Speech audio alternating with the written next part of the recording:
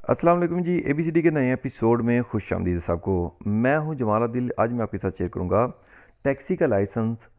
मैं आपके साथ शेयर करना चाहूँगा जिसमें मैं ट्रांसलेशन करूंगा स्वीडिश, इंग्लिश और मैं कोशिश करूंगा आपको समझाने में अपनी हिंदी या उर्दू लैंग्वेज में। तो ये जी मेरी तरफ से गिफ्ट है मेरे सभी पाकिस्तानी, इंडियन, बंगाली, अफ़गानी भाइयों के लिए जो कि स्वीडन में हैं और टैक्सी का लाइसेंस करना चाहते हैं। ये मेरी तरफ से गिफ्ट है। सभी क्वेश्चन मैं स्टेप बाय स्टेप आपको शेयर करूंगा। तो अगर आप कोई भी ऐसा बंदा जानते हो जिसने टैक्सी का लाइसेंस करना या इंटरेस्टेड है तो उसके साथ काइंडली वीडियो ज़रूर शेयर करें। और इसके अलावा मैं इल्तमास करना चाहूँगा कि मेरी अगर प्रोनाउंसिएशन में कुछ गलती होती है, क्योंकि मैं प्रॉपर स्वीडिश नहीं हूँ तो मैंने यहाँ पे आके सीखी हुई है, अगर मेरी प्रोनाउंसिएशन में कुछ गलती हो तो उस मेरी गलती कोताही के ऊपर फोकस करने के बजाय जो मेरा मकसद है अपनी कम्युनिटी के लिए कि इनके लिए लाइसेंस करना, टैक्सी का लाइसेंस करना आसान हो सके, उस मकसद के ऊपर फोकस किया जाए और मेरी वीडियोस को आगे शेयर किया जाए कि हेल्पफुल हो सकें और बंदों की यहाँ पे एटलीस्ट टैक्सी के लाइसेंस का मसला हल हो सके। तो काविश है जी एक मेरी, मैं अपनी तरफ से मेहनत कर रहा हूँ, कोशिश कर रहा हूँ। अगर कोई चीज़ नहीं समझ आती कमेंट बॉक्स में ज़रूर बताएं। अगर कोई चीज़ मुश्किल लगती है या कोई भी प्रॉब्लम होती है आप कमेंट बॉक्स में ज़रूर बताएं। मेरी भी हेल्प होगी, आपकी भी हेल्प होगी। तो जी शुरू करते हैं जी। पहला क्वेश्चन है हमारे पास, हुरकांदू मीन्स का रिस्क, कैसे आप कम कर सकते हैं खतरे को, रिस्क को। फॉर एथ स्लिता बानन स्का लॉसना, एक जो ट्रेड डेप्थ होती है, टायर की गुड्डी होती है, इसका लॉसना फ्रॉन जो कि पकड़ अपनी जो कनेक्शन खो देती है, फ्रन एथ रे गुमेरत डेक जो कि अपनी पकड़ खो देता है। एक री गुमरत यानी कि एक री ट्रीटेड टायर कह सकते हैं इसको, यानी कि एक टायर होते हैं नया लेते हैं हम, एक टायर होता है कि जब जैसे कि बड़ी गाड़ियों के टायर टायर वगैरह होते हैं तो उनमें अगर टायर की गुड्डी ख़त्म हो जाती है या घिस जाता है ना तो उसको दोबारा से गुड्डी को खुदवा लिया जाता है। तो हम कैसा क्या ऐसा करें कि कम हो सके ख़तरा, जो टायर की जो ट्रेड डेप्थ है, जो टायर की गुड्डी है उसका डिसकनेक्ट होने का रोड के साथ, यानी कि कनेक्शन डी अटैच होने का ख़तरा कम हो सके। यानी कि अगर जो टायर नए होते हैं वो तो प्रॉपर नॉर्मली टच हो, ज़मीन के ऊपर सही तरीके से टच हो सकते हैं, ठीक है। लेकिन जो पुराने टायर होते हैं, पुराने टायर, उनका ख़तरा किस तरह से, पुराने टायर तो पहली बात तो होना ही नहीं चाहिए, नए टायर हो तो ज़्यादा बढ़िया है, लेकिन अगर पुराना टायर है आपकी गाड़ी में तो कैसे ख़तरा कम कर सकते हैं। जो पुराना टायर है उसका कनेक्शन रोड के साथ, जो थ्रेड डेप्थ है, जो टायर की गुड्डी है, ठीक है, वो ज़मीन के साथ सही तरह टच टच हो सके, ठीक है। तो जहाँ पे जी ऑप्शन होगा दुरुस्त वहाँ पे सर्कल लगा हुआ है। तो यहाँ पे मैं क्वेश्चन पढ़ूंगा जो दुरुस्त है। गेनोम एट अल्तिद हार रेत लुफ्त थ्रिक। अल्तिद हमेशा याद रखिए, हमेशा ही अल्तिद हमेशा होना चाहिए, रेत राइट होना चाहिए, सही, लुफ्त हवा थ्रिक यानी कि हवा का प्रेशर जो है ये हमेशा सही होना चाहिए। अगर हमेशा हवा का प्रेशर सही होगा, बराबर होगा, प्रॉपर होगा, तो उस सूरत में जो रिगोमेरत जो रिगोमेरत टायर डेक है, जो पुराना टायर है जिसको रिपेयर वगैरह करके या जिसको टायर की गुड्डी निकाल के दोबारा लगाया गया, यूज़ के लिए काबिल बनाया गया, तो उसकी टायर की गुड्डी या कनेक्शन उसका ज़मीन के साथ अच्छे तरीके से बना रहेगा और इस तरह कम होगा ख़तरा उसके टायर की गुड्डी का कनेक्शन ख़त्म होने का रोड के साथ, ठीक है। तो इसी तरह यही जी क्वेश्चन हम पढ़ेंगे इंग्लिश में कि मेरे भाई बहन जिनको अगर कोई चीज़ समझ नहीं आती तो यहाँ से आके समझ आ जाए।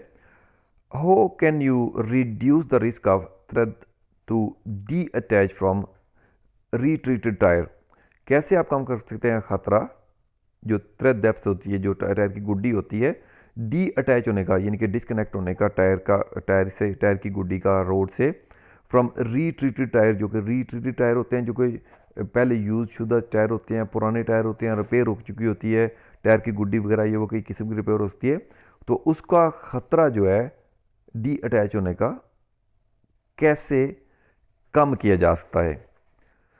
Bye always having the right air pressure, हमेशा अगर आपके टायर में सही एयर प्रेशर होगा तो ये खतरा कम हो सकता है जी। आगे जी दूसरा क्वेश्चन है हमारे पास, दो कमर फ्रॉम थिल एन उलिका प्लॉट। दो कमर आप आते हैं एक जगह पे, फ्रॉम थिल एन उलिका प्लॉट। उलिका प्लॉट यानी कि एक्सीडेंट ज़्यादा या एक्सीडेंट शुदा जगह पे आप आते हैं। फॉर दू फ्लिता फॉरदोन गाड़ी मूव करते हैं। सोम वेरियत इन ब्लॉन्दत ई उलिकन, जो कि इन ब्लॉन्दत इसमें इन्वॉल्व है ई उलिकन यानी कि एक्सीडेंट में, ठीक है। या हाँ ओम फ्लितत करनी होती है अगर दे आर थिल फारा फॉर ओवरीगा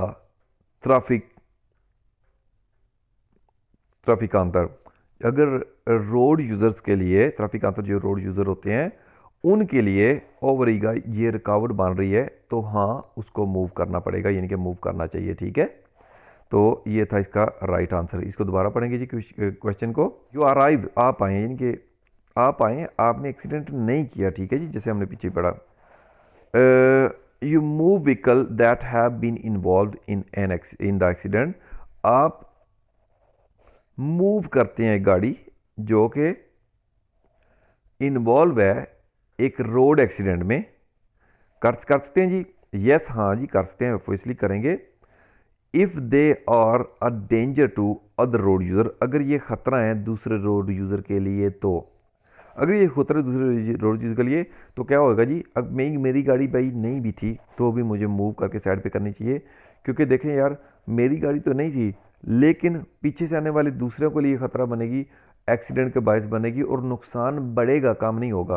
तो इसलिए हाँ ऑप्शन दुरुस्त था, कह रहा है कि हाँ yes if they are danger to other road user, क्योंकि अगर ये ख़तरा है दूसरे रोड यूज़र के लिए तो।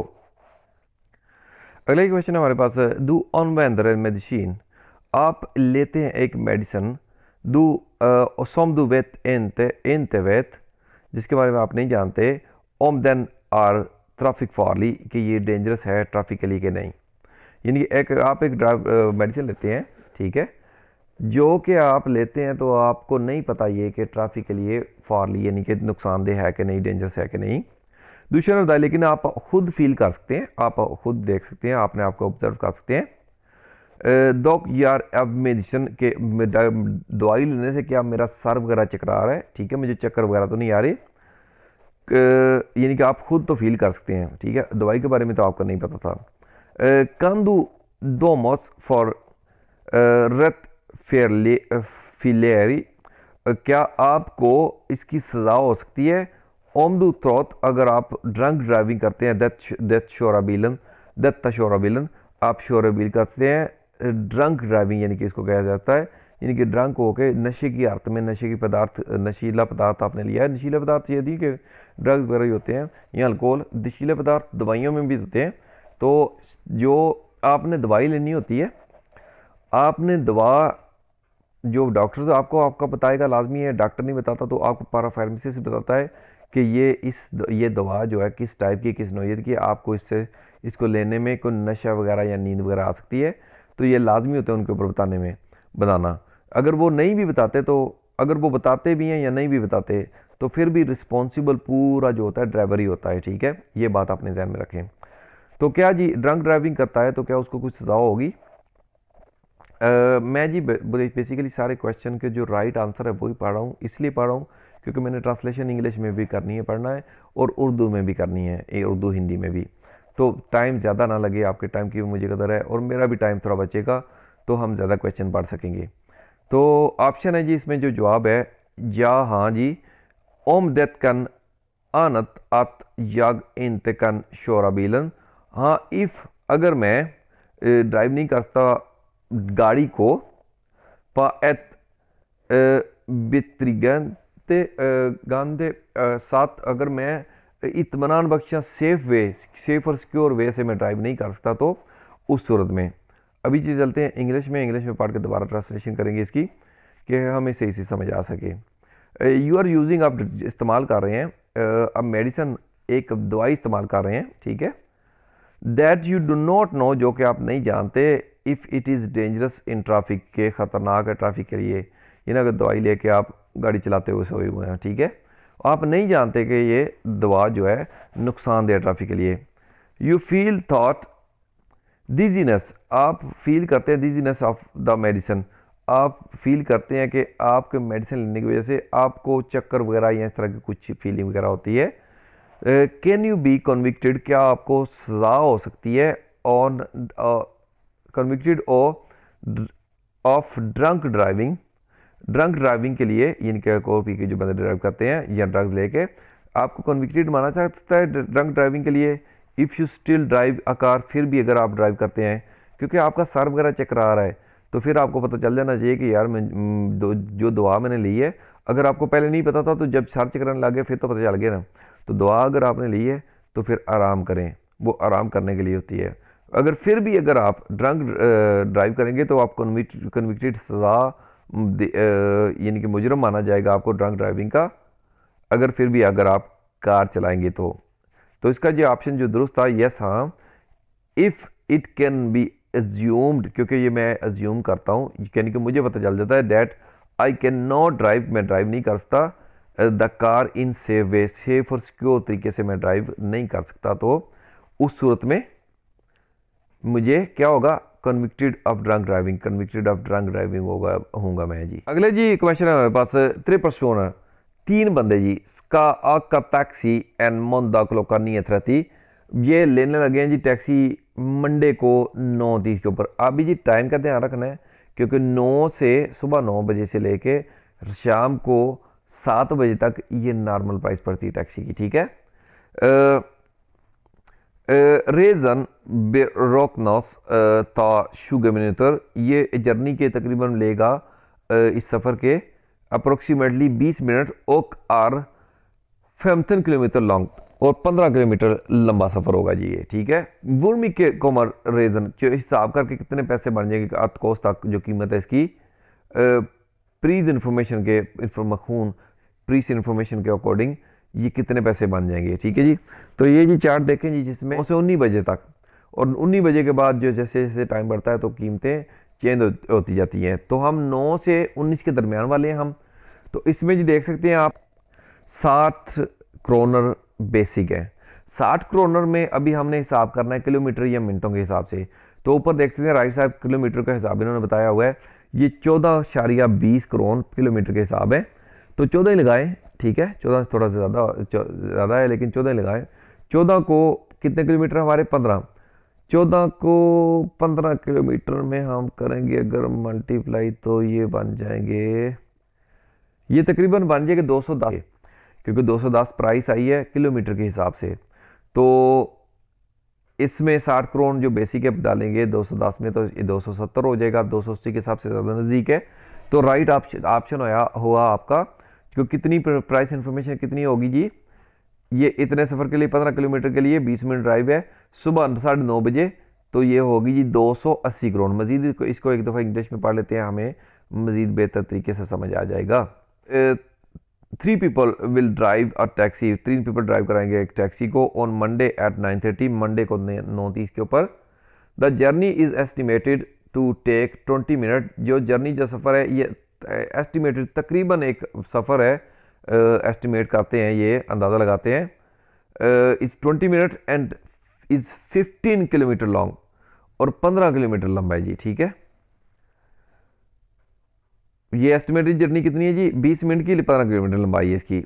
How much will the trip cost according to the price information, price information के अकॉर्डिंग कितनी कॉस्ट होगी इस ट्रिप की, according to the price information, price information की जनवरी प्राइस इंफॉर्मेशन है ना, उसके अकॉर्डिंग इसकी जी कीमत कितनी होगी। तो जैसे हमने पहले पीछे भी हिसाब लगाया था कि 210 तो 14 के, यानी कि 9 से 19 बजे तक नॉर्मल प्राइस लगेगी, यानी कि 14.20 लगेंगे करोड़। 210 तो 15 किलोमीटर का उसका हो गया, और प्लस 60 करोड़ जो बेसिक के लगते हैं, तो 270 हो जाते हैं। तो 280 के हिसाब से ज़्यादा नज़दीक ही है, तो 280 करोड़ दुरुस्त हुआ जी।